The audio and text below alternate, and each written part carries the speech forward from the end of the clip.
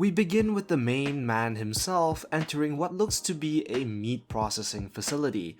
As Mando heads into the back room, he confronts the boss of the Klatoonians and he explains that he is here to collect a bounty. The Klatoonians at this point have popped up very often in the Mandoverse, and not only is there a crime family on Tatooine with the same species, but Mando himself has run into them back in Season 1 of The Mandalorian. And Mando's entrance here is very much reminiscent of his first entrance in The Mandalorian Season 1. We even get the same line, "I can bring you in warm, or I can bring you in cold." And as a fight breaks out, Mando pulls out his darksaber, a new piece of weapon he got following his duel with Moff Gideon. And Mando proceeds to absolutely carve his bounty up, somewhat appropriate given that he is in a meat processing plant. But during this fight, we see that Mando gets burned by the darksaber, and this is a very cool little detail reminding us that while Mando is a good fighter, it takes something extra to wield the darksaber. And this was very much the case when Sabine first trained with the lightsaber as well. Unlike a normal blade, a lightsaber can burn both ways at the lightest of touch. And as the title card displays on screen, the music in the background actually plays a mix of both Mando's and Boba Fett's theme, letting us know that their paths are about to cross.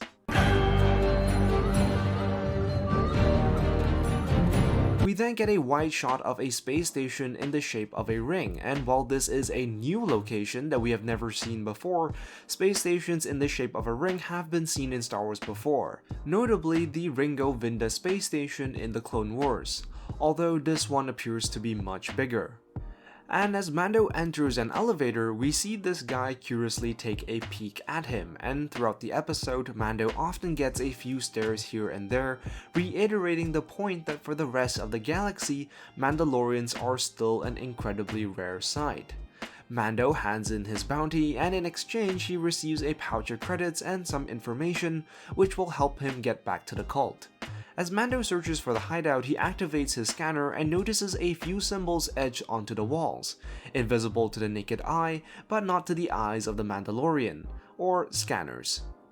At first, I thought these symbols were Mandoa, the language of the Mandalorian, but these don't seem to match the language, which leads me to assume that this must be a secret language of the Children of the Watch, a sort of code that only followers can understand.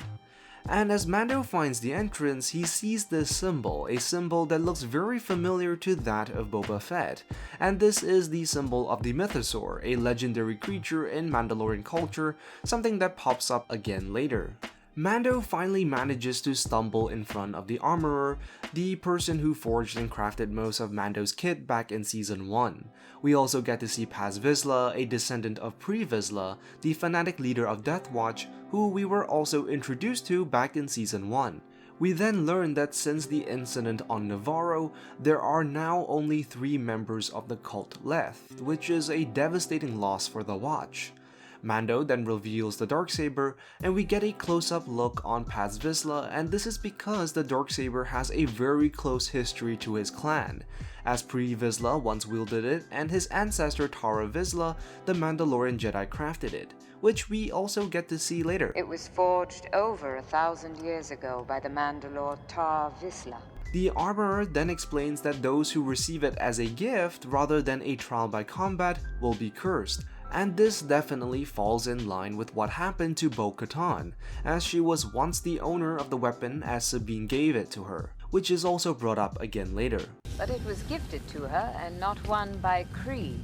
The armorer then explains that those who are gifted it will only bring death upon Mandalore, as is the case with Bo-Katan and the Night of 1,000 Tears.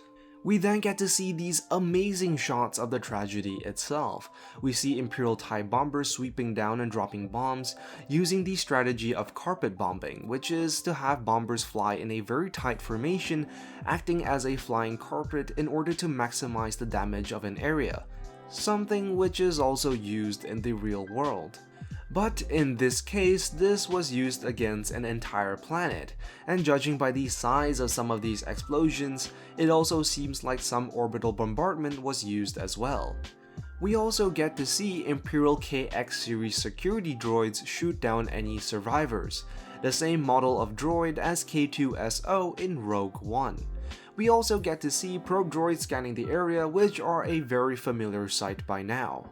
The armorer then goes on to explain that the Watch only survived because they were on the moon of Concordia. Concordia is the name of the moon of Mandalore, and it's a place where exiled or more fanatic Mandalorians are sent to live out their days. The Beskar spear is then melted down, as it is revealed that a Beskar weapon has the ability to pierce Beskar armor, making it a threat to the Mandalorian people. Instead, the weapon is melted down into armor for foundlings, and specifically for a very particular foundling. For a specific foundling.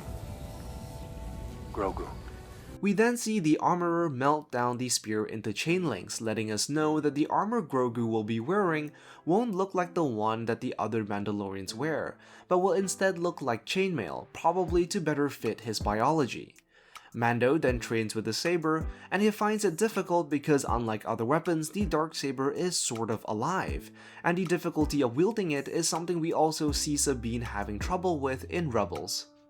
Mando then goes on to explain that the blade seems to get heavier as he swings it, which is probably the Star Wars equivalent of heavy is the head that wears the crown, as the blade isn't just a weapon but a responsibility, one that Mando has to shoulder if he wants to lead his people back to Mandalore. Paz Vizsla then challenges Mando to a duel to win back the blade, which he probably sees as more of a family heritage than anything. As they engage, we see that Paz is using a vibroblade, a blade that, as the name suggests, vibrates on a very high frequency, making it a very deadly weapon. Paz also uses a plasma shield. This is a very common piece of equipment worn by Mandalorian warriors.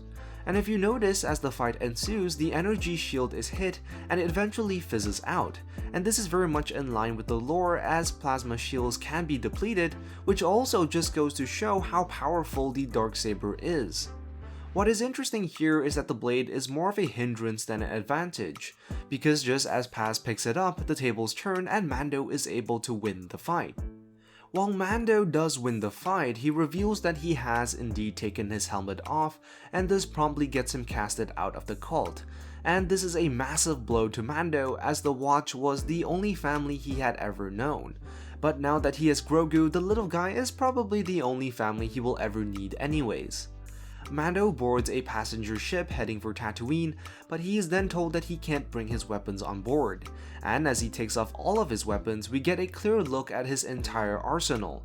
We get to see a vibroblade, explosives, ammo for his Amban phase pulse rifle, which was previously destroyed, whistling birds, rope he used on Ahsoka, an extra gun he keeps in his boots, ammo cartridges, and a strange device that we have never seen before, most likely another explosive of some sort. While on the flight, he takes a look at his gift for Grogu, and a neat little detail here is that the gift is packaged in a way that resembles the outline of the little guy. We then get to see a droid named BD get taken by a womp rat, and this little guy here is actually the same type of droid as BD-1, the droid companion of Cal Kestis in the video game Fallen Order. Fingers crossed he isn't dead by this point. We then get to see Peli Motto once again, and Mando comes in and saves her from the womp rat. What an entrance! Peli then asks, What do we owe the pleasure? Here to slay another dragon? Chasing down some elusive bounty? both of which are callbacks to his time on Tatooine, the first being hunting Fennec Shand and the second which ended with him killing the Krayt Dragon. We also get to see the red astromech droid R5, who was first seen in A New Hope with a bad motivator. Uncle Owen! Yeah? The R2 unit has a bad motivator, look! It is then revealed that the ship Peli Motto has for Mando is an And-1 class Naboo starfighter, the same type of ship used against the Separatists in The Phantom Menace. As the two fix up the ship, Peli Motto explains that she once dated a Jawa, which she describes as Dated a Jawa for a while. They're quite furry. It's also mentioned that the ship does not have an astromech compartment, which is most likely to create space for Grogu to sit in later on. As Mando takes the ship out for a test flight, he goes through Beggar's Canyon, and this is the exact same route that Anakin went through for the pod racing scene in The Phantom Menace. Mando decides to push the limits and he flies it up to space where he is stopped by two New Republic Rangers. And we get to see another familiar face of Tarson Keva, who was first introduced back in Season 2, and a new pilot by the name of Lieutenant Reed, who is played by Max Lloyd-Jones, who acted as the body double for Luke in the Mandalorian Season 2 finale. And when the pilots then decide to bring Mando in, we finally get to see how fast his ship goes.